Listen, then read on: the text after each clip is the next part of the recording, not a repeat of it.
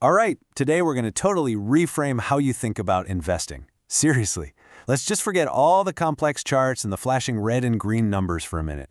We're about to get to the real heart of what it means to be an investor. Just let this sink in for a second.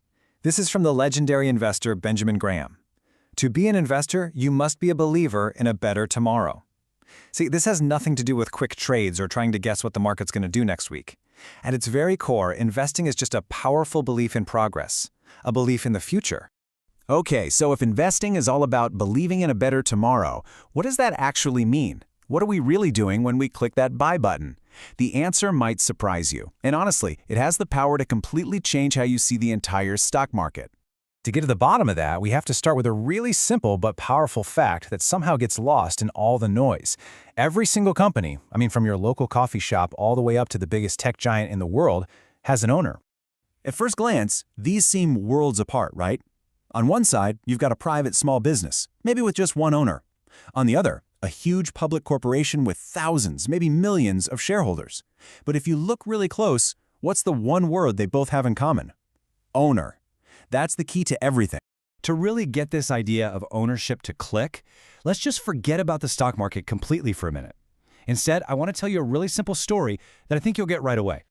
So picture this, right? Your best friend comes up with this brilliant idea for a business. They actually do it, they launch it, and wow, it starts to take off. You can see the potential, you're excited for them. You're basically their #1 fan.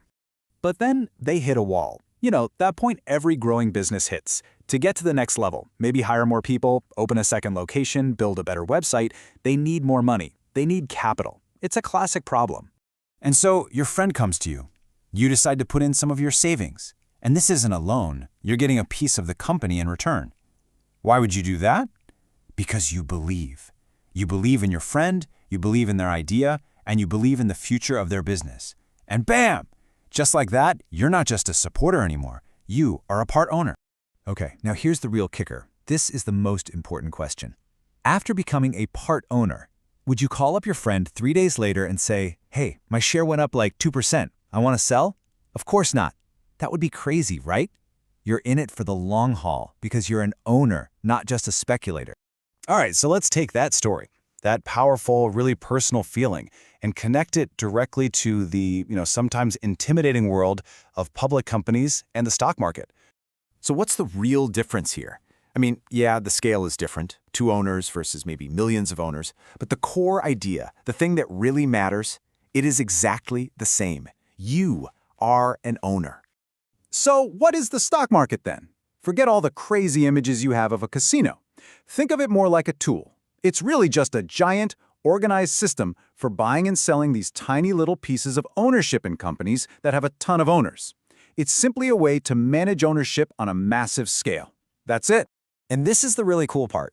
You can take this exact same owner's mindset and apply it to any public company out there. So let's talk about how you can start practicing this, like right now.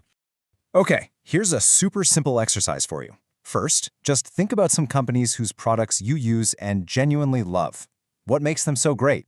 Second, try to pinpoint what it is you admire. Is it their cool designs, their amazing customer service? And third, just for fun, go online and find their stock ticker symbol.